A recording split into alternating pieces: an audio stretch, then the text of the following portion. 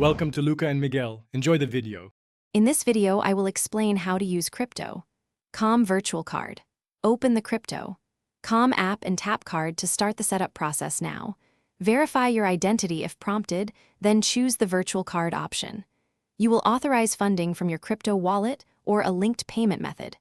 Confirm the card and copy the virtual card details for online purchases with confidence and security during checkout. To fund your virtual card, open the Wallet tab and select the asset you want to convert or spend. Use Convert to switch crypto into the supported fiat or CRO balance used by the card. For bank transfers, follow on-screen instructions to deposit fiat into your app wallet. Confirm the final balance, remembering that conversion fees may apply, and then you are ready to make secure online purchases immediately. When paying online, paste the virtual card number, expiry date, and CVV into the merchant form just like a regular card. Use the app to toggle merchant categories, set spending limits, and pause or lock the card instantly for control and safety.